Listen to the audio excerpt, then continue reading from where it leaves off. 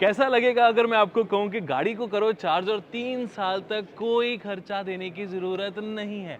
अच्छा लगेगा ना? यही ऑफर लेकर आई है विनफास्ट। विनफास्ट इंडिया में अपनी पहली और दूसरी गाड़ी यानी कि VF6 एंड VF7 लॉन्च कर रखी है। 16.49 लाख के शोरूम प्राइस से बेस वेरिएंट शुरू है, लेकिन बेस वेरिएंट में बहुत सारे फीचर्स हैं और टेक्निकली टॉप वेरिएंट ऐसा नहीं है कि ये बेस 16 का और टॉप 26 का, नहीं, 1779 लाख रुपीस और एक और इससे ऊपर 3 ही वेरिएंट यूज़ किए गए हैं। 60 किलोवाट आवर का बैटरी पैक है, सारे फीचर्स आपको मिल जाते हैं इसी में।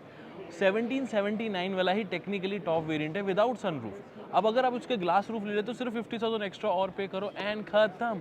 और ज़्यादा पे करने की ज़रूरत ही नहीं है and still you are getting an air claimed range of 468 kilometres. Now that's a very impressive number.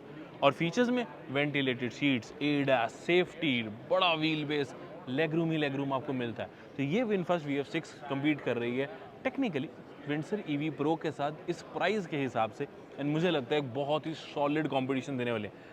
एक चीज़ और बताऊँ, warranty 7 years 2 lakh kilometres. Battery की बात नहीं कर रहा, व्हीकल वारंटी है ये, पूरे व्हीकल पे 7 ईयर्स 2 लाख किलोमीटर तक की वारंटी आपको मिल रही है। इतना कॉन्फिडेंस है विनफास्ट को अपनी गाड़ियों पे। अब VF6 में मिलता क्या क्या है, चलो शुरू करें। लेकिन सब्सक्राइब कर लो और अभी तक नहीं किया, क्योंकि इसका ड्राइव रिव्यू जल्दी आ रहा है, तब पता लगेगा इसकी रेंज कितनी है और पावर कैसी है। कहने को तो देखो 0 to 100 अच्छा खासा नंबर 8.9 सेकंड्स में ये कर रही है, बट जब चलाएंगे तो आपको ज़्यादा अच्छा आइडिया बता पाएंगे। बाकी LEDs हर जगह आपको ऑल LED सेटअप ही देखने को मिलेगा। अगेन अब तो 2025 चल रहा है मेरे दोस्त, ऑल LED ना मिले तो कैसे चलेगा। Front parking sensors, 360 degree camera, ADAS का रेडार और ऊपर आपको एडास का जो कैमरा भी मिल जाता है उसको असिस्ट करने के लिए आपको फ्रंट के सारे एडास फीचर्स यहाँ पर मिल जाते हैं।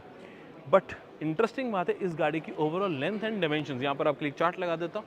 व्हील बेस इसका सबसे इंप्रेसिव रहने वाला है, जिसकी वजह से आपको स्पेस अच्छी मिलेगी, बट स्पेस तो अंदर जाके दिखाई जाती है ना। आओ, पूरी गाड़ी में एक ही चीज़ थोड़ी सी मेरे को लगी कि यार हाइट थोड़ी और ज़्यादा बड़ी रखी जा सकती थी।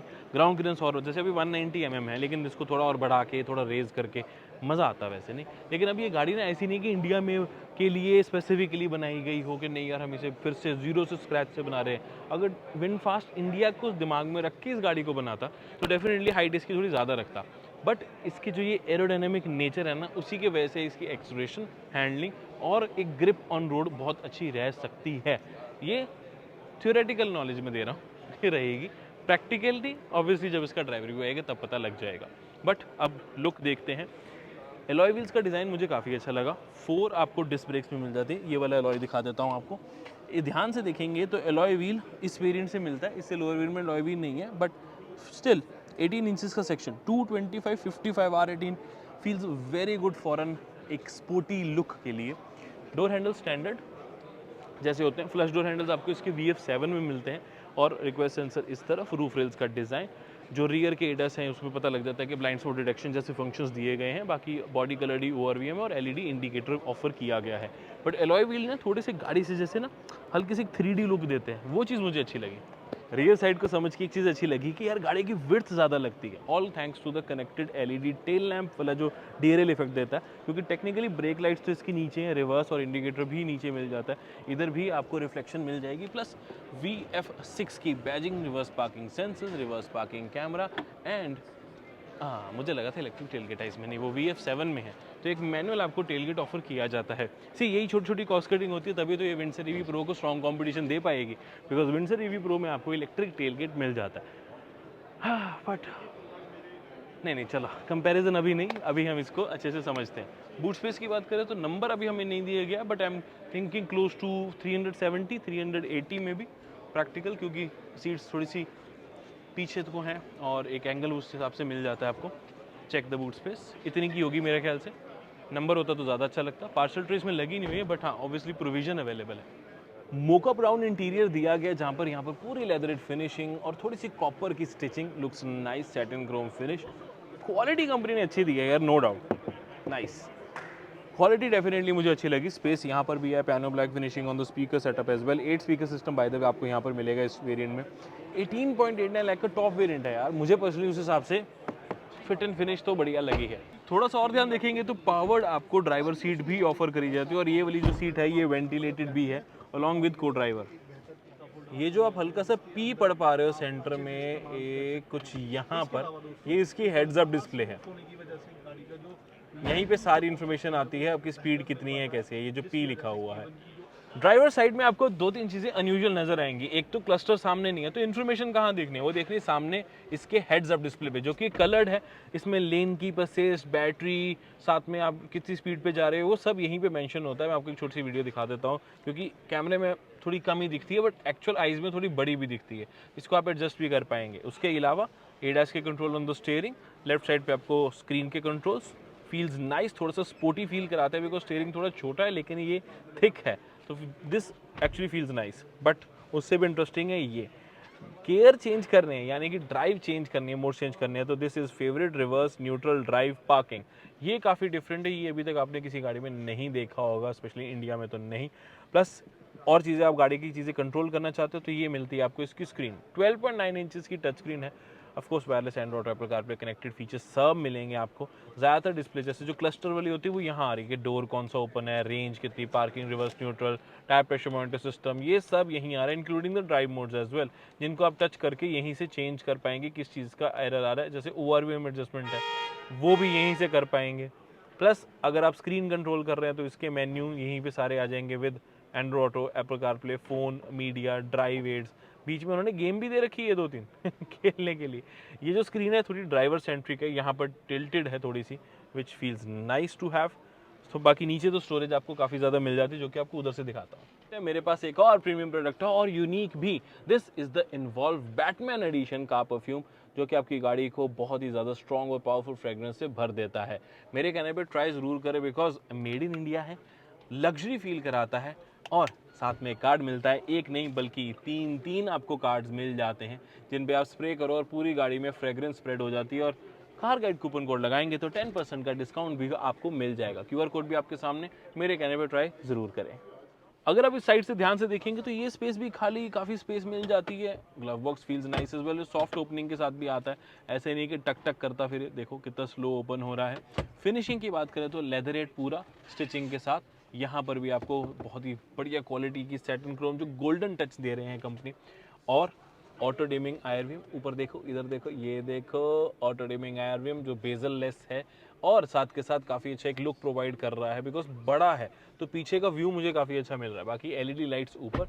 अब कंट्रोल कोई सनरूफ का नहीं है, बिकॉज ये एक्चुअली ओपन भी नहीं होती है। This is a glass roof, UV protected रहेगी, टिंटेड रहेगी थोड़ी सी, ये आपकी ऑप्शन है। अगर आप इसे नहीं परचेज करना चाहते तो आप अपने पैसे 50,000 रुपये बचा भी लोगे।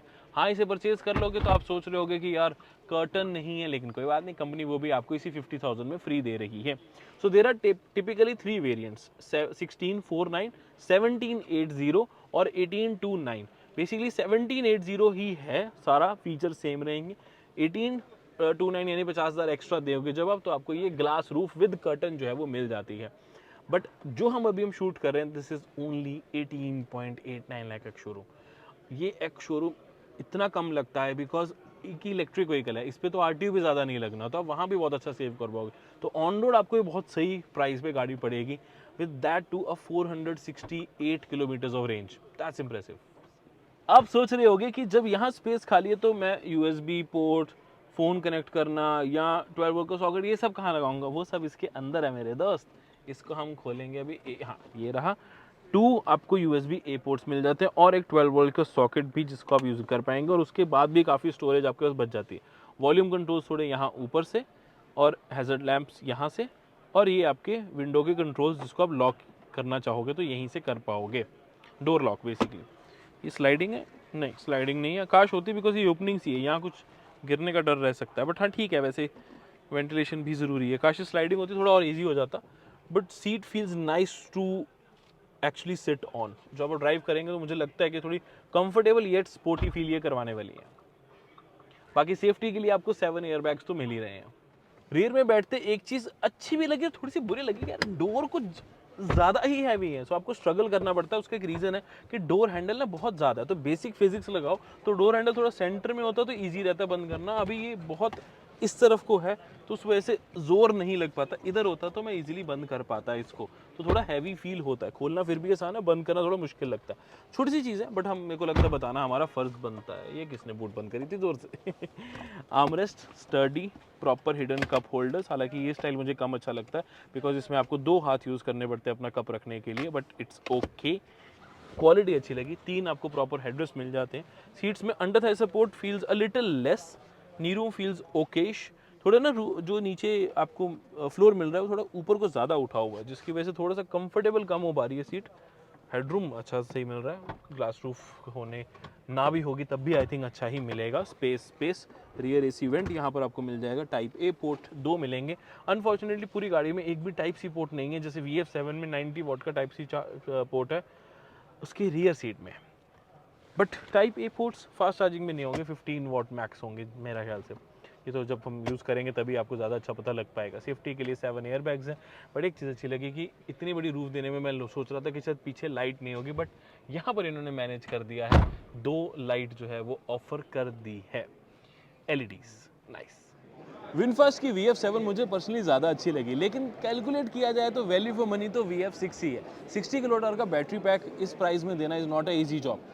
17.80 लाख के एक शोरूम प्राइस पे इस सब इतना बढ़िया प्रोडक्ट दे देना, और सनरूफ या ग्लास रूफ वो चाहिए आपको तो 50,000 एक्स्ट्रा देके आप ले सकते हैं। बट अगर नहीं लेंगे तो 17.80 लाख, 468 किलोमीटर्स की रेंज है, 60 किलोवाट आवर का बैटरी पैक है, 25 मिनट में गाड़ी चार्ज हो जाती है, वेंटिलेटेड सीट्स होने के साथ साथ ADAS के सेफ्टी फीचर्स, ये सब मिलता है आपको, और ये स्टाइलिश लुक्स भी। आपको क्या लगता है विनफास्ट ने प्राइसिंग पे कितनी बढ़िया गेम खेली? नीचे कमेंट करके जरूर बता देना। इसका ड्राइव रिव्यू जल्दी आ रहा तो सब्सक्राइब कर ले। मैं मिलता हूँ अगली वीडियो में। Until then drive safe, take care, love you guys, क्योंकि अब मेरे पैर भी दुख रहे हैं। Bye bye.